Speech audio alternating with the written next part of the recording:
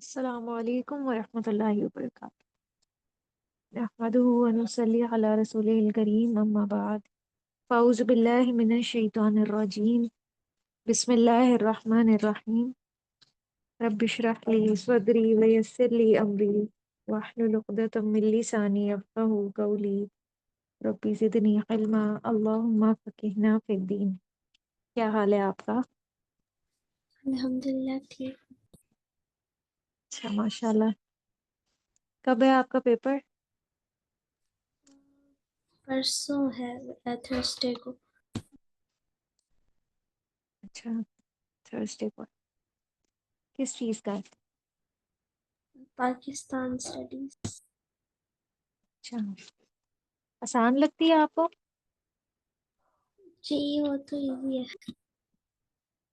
Pakistan studies میں dates وغیرہ ہوتی ہیں نا زیادہ؟ جی وہ تو ہوتی ہے۔ ہم، چلیں اللہ تعالیٰ آپ کو کامیاب کریں۔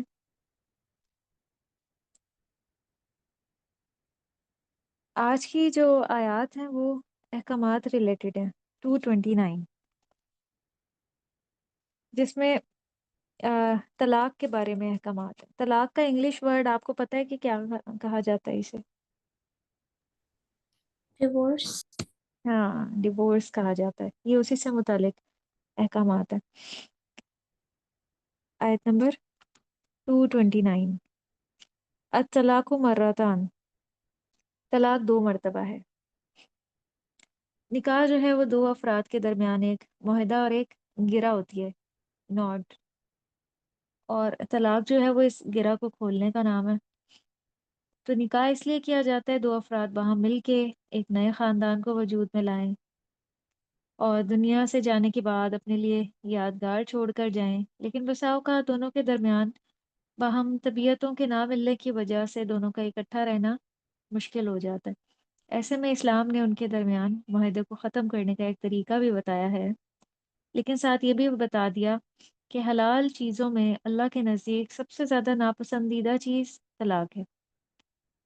بے شک اس کا طریقہ بتا دیا گیا اور یہ واقعہ ہو سکتی ہے، لیکن یہ ناپسندیدہ فعل ہے۔ تو یہاں پہ طلاق کے آداب بتائے جا رہے ہیں، اور اس کے لیے بہت سوچ سمجھ کے فیصلہ کرنا چاہیے، جذباتی انداز میں فیصلہ نہ کیا جائے بغیر سوچے۔ اس کا شان نزول یہ ہے کہ حضرت عائشہ رضی اللہ عنہ فرماتی ہیں کہ جاہلیت کے زمانے میں لوگ ان گنت طلاق دے دیا کرتے تھے، بسا اوقات 100 کے قریب بھی دے دیتے تھے یا اس سے زیادہ بار، اور پھر دوبارہ رجوع کر لیتے۔ عورت کی جب عدت، یعنی پیچھے ہم نے عدت پڑھی تھی طلاق کی، جو کہ 3 حیض ہے، 3 پیریڈز، 3 ماہ، تو وہ جب گزرنے کے قریب ہوتی تو وہ دوبارہ رجوع کر لیتے تھے۔ تو اسی لیے اسلام نے اس کا فگر ایک بتا دیا کہ طلاق جو ہے وہ صرف 2 بار ہے۔ اس طلاق کو طلاق رجعی کہا جاتا ہے، کہ اس کے بعد ایک یا دو طلاق کے بعد رجوع ہو سکتا ہے، میاں بیوی دوبارہ سے ایک دوسرے کے ساتھ زندگی گزار سکتے ہیں۔ اور جو تیسری طلاق ہے اس کو طلاق بائن کہا جاتا ہے، بائنہ، جس کا معنی ہے جدائی۔ اگر 3 بار ڈیورس ہو جاتی ہے، اس کے بعد پھر میاں بیوی ایک ساتھ نہیں رہ سکتے۔ اور طلاق دینے کا طریقہ کیا ہے وہ ہمیں حدیث سے پتہ چلتا ہے کہ شوہر جو ہے وہ طہر کی حالت میں بیوی کو طلاق دے، یعنی اس کو پیریڈز نہ آئے ہوئے ہوں، پاکیزگی کی حالت ہو، اور پھر اس کے بعد جو عدت ہے وہ عورت اپنے شوہر کے گھر ہی گزارے گی۔ عدت جو ہے وہ 3 حیض ہیں، 3 حیض وہ اپنے شوہر کے گھر ہی گزارے گی۔ اگر شوہر اس سے رجوع کرنا چاہے تو رجوع کر سکتا ہے، وہ دوبارہ سے زندگی گزار سکتے ہیں ایک دوسرے کے ساتھ۔ اور اگر عدت گزر گئی اور میاں بیوی نے آپس میں رجوع نہیں کیا تو پھر اب طلاق واقع ہو جائے گی، اور یہ پہلی طلاق ہوگی۔ بعض لوگوں کا یہ خیال ہے کہ جب تک 3 بار نہ طلاق دی جائے وہ کاؤنٹ نہیں ہوتی، تو ایسا نہیں ہے، ایک بار دینے سے بھی وہ ہو جاتی ہے۔ پھر اس کے بعد فَإِمْسَاكُمْ بِمَعْرُوفٍ أَوْ تَسْرِيحٌ بِإِحْسَان، پھر روک لینا ہے اسے ساتھ بھلے طریقے کے یا رخصت کر دینا ہے ساتھ احسان کے۔ پہلی اور دوسری طلاق کیا کہلاتی ہے؟ میں نے ابھی آپ کو بتایا۔ طلاق بائنی۔ نہیں، طلاق رجعی، رجعی رجوع سے جی ہے، رجوع کا مطلب ہوتا ہے کہ جس کے بعد صلح کی جا سکتی ہے، اور تیسری طلاق جو ہے وہ طلاق بائن ہے یا بائنا۔ رجعی لکھتے ہیں رے جیم عین چھوٹی ای، آپ اپنے پاس نوٹ کر لیں، پہلی اور دوسری طلاق کو طلاق رجعی کہا جاتا ہے، رے جیم عین چھوٹی ای، اور تیسری طلاق کو طلاق بائنا، بیلف با، حمزہ نون اور ہے، بائنا۔ روک لینے سے مراد ہے کہ اگر وہ دونوں آپس میں صلح کر لیں، اور رخصت کرنے کا مطلب یہ ہے کہ اگر عورت کی جو عدت ہے وہ گزر جاتی ہے، وہ آپس میں رجوع نہیں کرتے، رجوع کرنے سے مراد یہ ہے کہ جو میاں بیوی کا خاص ریلیشن ہے وہ قائم ہو جائے، تو اگر وہ رجوع نہیں کرتے ایک دوسرے کے ساتھ، تو پھر اس کے بعد 3 حیض گزرنے کے بعد ان کی آپس میں طلاق واقع ہو جاتی ہے، یعنی طلاق رجعی۔ پھر عورت چاہے تو کہیں اور بھی نکاح کر سکتی ہے، پھر وہ اپنے پیرنٹس کے گھر آ جائے گی عدت گزارنے کے بعد، اگر ان کی صلح نہیں وہ کرتے، رجوع نہیں کرتے تو۔ اب یہاں پہ ایک اہم بات ہمیں پتہ چل رہی ہے احسان کے بارے میں، کہ یہاں پہ اب طلاق جیسا واقعہ پیش آ رہا ہے، لیکن ایسے موقع پہ بھی اللہ تعالیٰ اخلاق کی طرف توجہ دلا رہے ہیں کہ احسان کو فراموش مت کرو طلاق دیتے ہوئے۔ جس طرح اچھے طریقے سے اچھے دور میں آپس میں نباہ کیا تھا، اسی طرح آپ بھی خوش اسلوبی سے کام لو، اور طلاق جو ہے وہ انتہائی ایک جذباتی معاملہ ہے، لیکن پھر بھی اللہ تعالیٰ احسان کا حکم دے رہے ہیں۔ تو اس سے پتہ چلتا ہے کہ اللہ سبحانہ و تعالیٰ ہر معاملے میں اخلاق سکھاتے ہیں، اور اسلام میں اس چیز کا کوئی تصور نہیں ہے کہ عورت کو دھکے دے کر گھر سے نکال دیا جائے، یا اس پہ طلاق کے موقع پہ الزام تراشی شروع کر دی جائے، یا اس کو برا بھلا کہا جائے۔ لیکن بڑے افسوس کی بات ہے کہ ہمارے معاشرے کا یہ ایک بڑا غلط ٹرینڈ ہے جو کہ بڑھتا جا رہا ہے، کہ ایسے موقع پہ عورتوں کے ساتھ بہت ہی برا سلوک کیا جاتا ہے۔ تو اللہ تعالیٰ آپس میں صبر و تحمل اور احسان کے ساتھ معاملہ کرنے کا حکم دے رہے ہیں۔ تو اسلام کس قسم کا اخلاق انسان کے اندر پیدا کرنا چاہتا ہے، وہ یہاں سے ہمیں پتہ چل رہا ہے۔ ولا یحلو، اور نہیں وہ حلال لکم تمہارے لیے، ان تأخذوا کہ تم لے لو، مما اس میں سے جو آتے تمہن دے دیا تم نے ان کو، ہنہ سے مراد وہ عورتیں ہیں جنہیں طلاق دے دی جائے، شیئا کچھ بھی۔ تو یہاں پہ مراد یہ ہے کہ جو بھی گفٹس وغیرہ دیے تھے ہسبینڈ نے اپنی بیوی کو، وہ واپس نہ لیے جائیں۔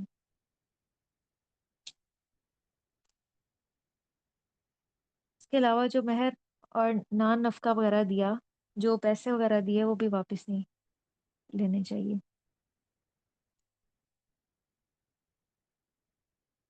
تو ہمارے معاشرے میں کیا ہوتا ہے کہ جب اچھے دن ہوتے ہیں تو آپس میں ایک دوسرے کے ساتھ بہت اچھی طرح سے پیش آتے ہیں، اور اگر کوئی ناراضگی ہو جائے تو پچھلے دنوں کی اچھائی کو بالکل بھلا دیا جاتا ہے۔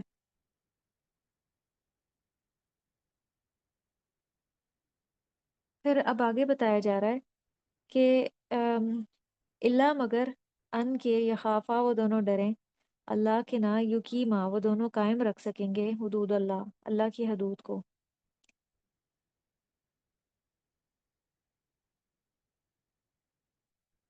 فَإِنْ خِفْتُمْ پھر اگر اندیشہ ہو تمہیں، اللہ کے نا یقیما وہ دونوں قائم رکھ سکیں گے، حدود اللہ اللہ کی حدود کو، فلا جناح تو نہیں کوئی گناہ، علیہما ان دونوں پر، فیما اس چیز میں، افتدت جو وہ عورت فدیہ دے دے، بھی ساتھ اس کے، تل کا حدود اللہ یہ حدود ہیں اللہ کی، فلا تعتدوها تو نہ تم تجاوز کرنا ان سے۔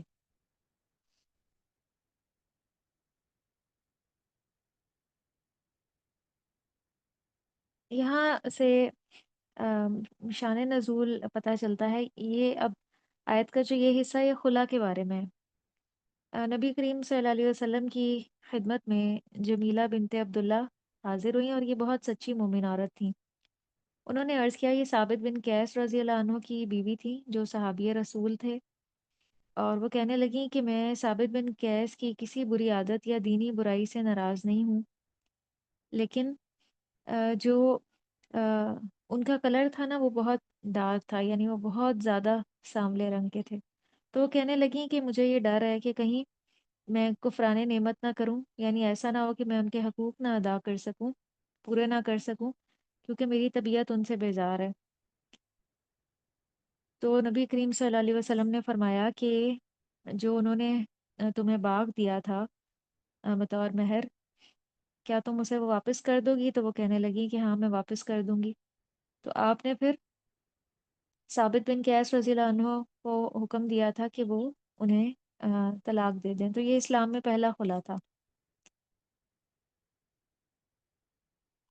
और साबित बिन कैस बहुत अच्छे इंसान थे, लेकिन उनसे नापसंदीदगी की जो वजह है वो यही थी कि उनकी तरफ इनकी तबीयत माइल नहीं होती थी, क्योंकि उनका रंग बहुत ज़्यादा अ, गंदमी था, तो इस वजह से। और ये इस्लाम में पहला खुला था।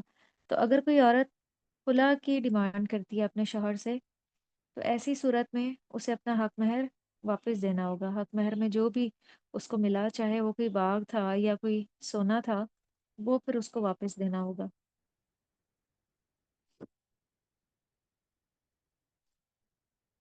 लेकिन कोई औरत जो है वो बिला वजह छोटी-छोटी बातों पे अपने शौहर से खुला का मुतालबा नहीं कर सकती। ये जो नापसंदीदगी थी इनकी, ये पहले दिन से थी। ऐसा नहीं कि बच्चे भी हो जाएँ, साल गुज़र जाए और फिर उसके बाद कोई औरत कहे कि मैं अपने शौहर को नापसंद करती हूँ। तो छोटी-मोटी नापसंदीदी तो हर कपल में ही चलती रहती है। कुछ आदतें यकीनन नागवार गुज़रती हैं, लेकिन उसके साथ बहुत सी खैर और भलाई की बातें भी होती हैं। तो उस वक़्त तक खुला का मुतालबा नहीं किया जा सकता, जब तक कि शौहर की तरफ से जो नापसंदीदी या कराहत है वो हद को ना पहुँच जाए, जैसे ये इन सहाबिया के साथ थी, और ये पहले दिन से थी। और एक हदीस से ये भी पता चलता है कि जो औरत अपने खामन से बिला वजह तलाक का मुतालबा करे, उस पर जन्नत की खुशबू हराम है, कि जो बिला वजह तलाक का मुतालबा करे। और खुला के नतीजे में जो तलाक होती है वो तलाक बाइन होती है। उसके बाद मर्द को रजू का हक नहीं होता। और खुला की जो इद्दत है वो एक हैज़ है, सिर्फ एक हैज़।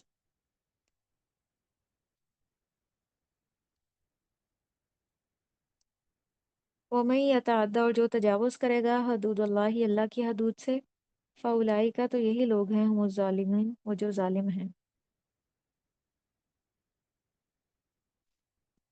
तो तलाक और खुला के मामले में जो भी पाबंदियां आयद की गई हैं और जो भी जिम्मेदारियां उनको निभाना होगा, और अगर कोई खिलाफ वर्जी करेगा तो वही जालिम है। यहाँ तक आपको समझ में आ गया? जी। नेक्स्ट आयत भी हम कर लेते हैं, 230।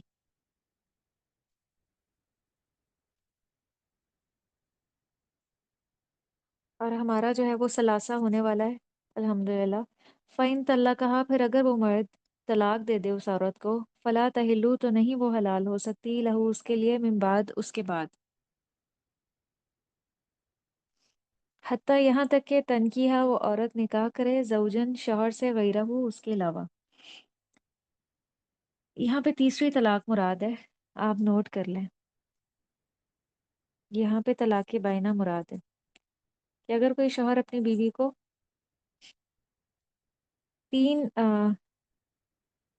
बार तलाक दे देता है, तो फिर उसके बाद वो उसके लिए हलाल नहीं होगी।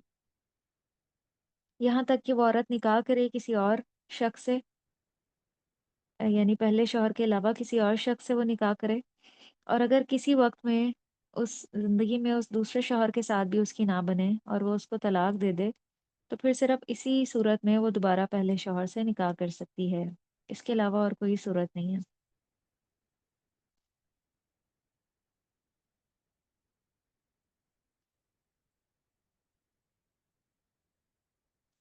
ان طلقها پھر اگر وہ طلاق دے دے اس کو یعنی دوسرا شوہر، فلا جناح تو نہیں کوئی گناہ علیہما ان دونوں پر ان یتراجع کہ وہ دونوں رجوع کر لیں، ان ظنا اگر وہ دونوں سمجھیں، این یقیمہ کہ وہ دونوں قائم کر لیں گے۔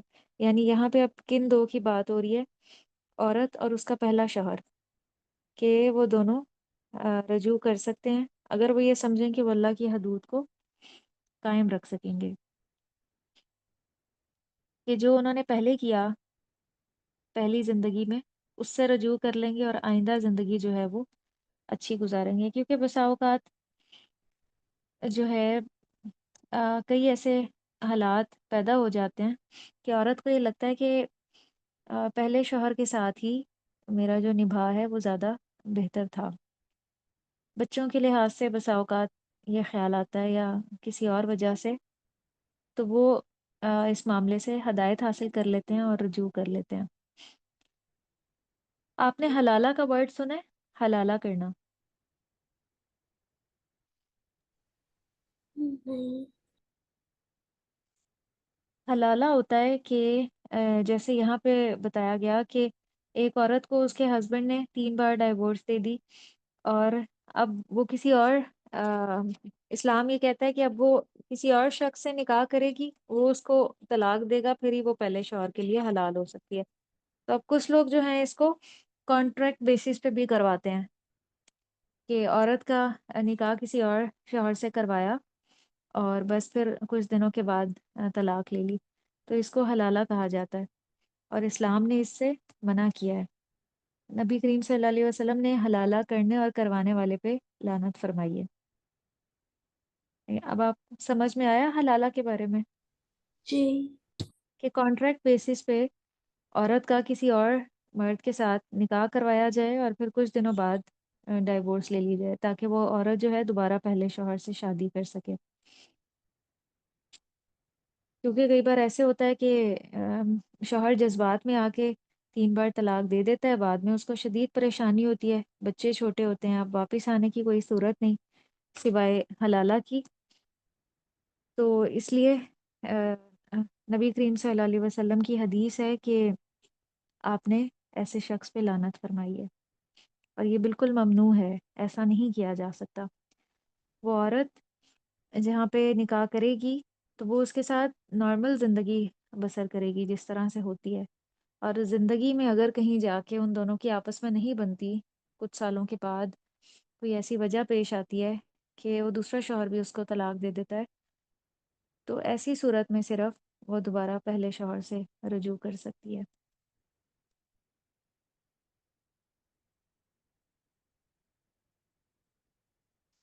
چلیں، بس یہ 2 آیات کافی ہیں آج کے لیے۔ آپ اپنی تیاری کر لیں اب پیپر کی۔